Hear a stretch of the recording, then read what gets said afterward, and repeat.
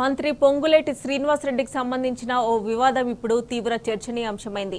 ఆయనకు చెందిన Raghava constructions private limited సంస్థ వెస్టిండీస్లోని ఎగ్జిమ్ బ్యాంక్ నుంచి ఏపీ ప్రభుత్వానికి గ్యారంటీలు ఇవ్వడం వెనుక పలు అనుమానాలు తెరపైకి వస్తున్నాయి.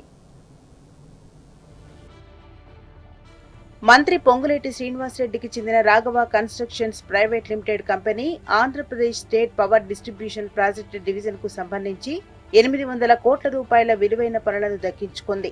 ఇందులో భాగంగా నెల్లూరు జిల్లాతో పాటు పలు ప్రాంతాల్లో ఫీడర్లు, డిస్ట్రిబ్యూషన్ నెట్వర్క్ పనులు చేయాల్సి ఉంటుంది. ఈ పనులు చేపట్టేందుకు ఏపీఎస్పీ డీసీఎల్ కు రాఘవ కన్స్ట్రక్షన్స్ 80 కోట్ల రూపాయల బ్యాంకు గ్యారంటీలు సమర్పించాల్సి ఉంటుంది. ఈ నేపథ్యంలో వెస్టిండీస్ కు చెందిన ఎగ్జిమ్ బ్యాంక్ గ్యారంటీలను ఆ కంపెనీ సమర్పించింది. దాంతో అనుమానించిన ఏపీ ప్రభుత్వం రాఘవ కన్స్ట్రక్షన్స్ కు లేఖ రాసింది. ఆ గ్యారంటీలు ఈ ఏడాది జూన్ 30 నాటికే కాలం తీరిపోయాయని, కొత్త గ్యారంటీలు సమర్పించాలని కోరింది.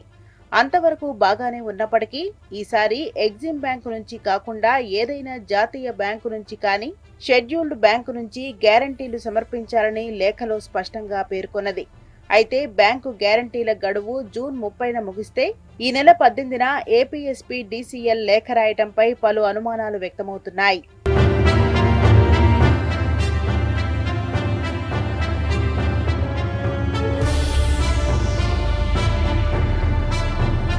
హైదరాబాద్లో ఉండే రాఘవ కన్స్ట్రక్షన్ కంపెనీ ఎక్కడో కరీబియన్ దీవుల్లోని బ్యాంకు నుంచి గ్యారంటీలు సమర్పించడం అనేక అనుమానాలకు తావిస్తున్నది.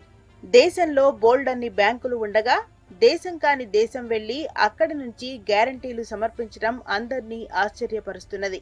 మన రాష్ట్రంలో ఆ మాటకొస్తే మన దేశంలో ఒక్క శాఖ కూడా లేని బ్యాంకు మంత్రి కంపెనీకి గ్యారంటీలు సమర్పించడం విడ్డూరంగా ఉంది. మంత్రి పొంగులేటి శ్రీనివాసరెడ్డి కంపెనీలు విరివిగా ఎగ్జిమ్ బ్యాంకు గ్యారంటీల్ని సమర్పిస్తున్నట్టు ఏపీ అధికారిక వర్గాలు చెబుతున్నాయి. వెస్టిండీస్లోని సెయింట్ లూసియా కేంద్రంగా ఉన్న ఈ యూరో ఎగ్జిమ్ బ్యాంకుపై అనేక ఆరోపణలున్నాయి. మధ్యప్రదేశ్లో ఓ సంస్థ డిఫెన్స్ పనుల కాంట్రాక్ట్ను సాధించింది. పనులు చేపట్టే ముందు ఆ సంస్థ కూడా ఈ బ్యాంకు నుంచే గ్యారంటీలు సమర్పించింది. వాటిని ఆధారంగా చేసుకుని అధికారులు పనులు అప్పగించారు.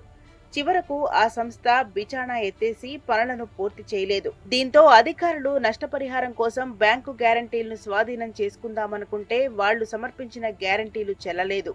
వాటితో తమకు ఎలాంటి సంబంధమూ లేదని బ్యాంకు తేల్చి చెప్పింది. దీంతో రక్షణ శాఖ న్యాయ పోరాటం ప్రారంభించింది.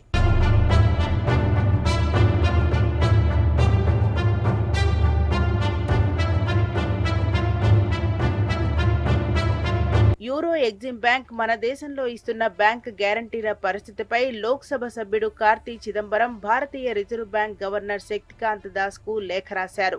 మన దేశంలో ఎగ్జిమ్ బ్యాంక్ కార్యకలాపాలకు ఆర్బీఐ ఎప్పటినుంచి అనుమతులు ఇస్తున్నది?